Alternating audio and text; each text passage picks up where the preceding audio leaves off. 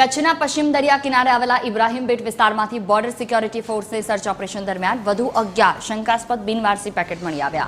આ તપાસમાં મળેલા પેકેટો પૈકી એક પર અરેબિયન પ્રોડક્ટ અને અન્ય પેકેટ પર ખાલીજ પ્રોડક્ટ લખેલું જોવા મળ્યું। નોંધનીય છે કે અગાઉ પણ આ સંવેદનશીલ સરહદી વિસ્તારમાંથી મોટી માત્રામાં શંકાસ્પદ પદાર્થના પેકેટ મળી ચૂક્યા છે અને આ ઘટનાને પગલે બીએસએફ અને અન્ય સ્થાનિક સુરક્ષા એજન્સીઓ દ્વારા સમગ્ર કોસ્ટલ બેલ્ટમાં સર્ચ ઓપરેશન તેજ કરી સઘન તપાસ શરૂ કરવામાં આવી।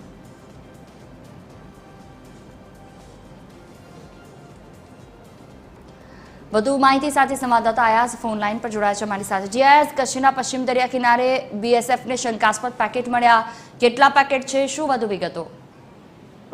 જી ખાસ કરીને વાત કરવામાં આવે તો પશ્ચિમ કચ્છ દરિયા કિનારે ફરીથી શંકાસ્પદ બિનવારસુ પેકેટો મળી આવતા ચકચાર મચી છે। વાત કરવામાં આવે તો બીએસએફ ને ઇબ્રાહિમ બેટ વિસ્તારમાંથી 11 બિનવારસુ પેકેટો મળ્યા છે। શનિવારે જે સર્ચ ઓપરેશન જે કરવામાં આવે છે, પેટ્રોલિંગ કરવામાં આવે છે, તે દરમિયાન જે છે તે ઇબ્રાહિમ બેટ પરથી 11 બિનવારસુ પેકેટો મળી આવ્યા છે। એક પેકેટ ઉપર અરેબિયન પ્રોડક્ટ અને અન્ય પેકેટો પર ખાલીજ પ્રોડક્ટ લખાણ જોવા મળી રહ્યું છે। અગાઉ પણ આ વિસ્તારમાં મોટી માત્રામાં શંકાસ્પદ પદાર્થોના પેકેટો મળી આવ્યા છે। બીએસએફે આ પેકેટો મળતા જે પેટ્રોલિંગ છે તેને સઘન બનાવી છે અને સુરક્ષા એજન્સીઓ પણ આ બાબતે સજાગ થઈ છે। જી બિલકુલ, તમામ જાણકારી બદલ આભાર।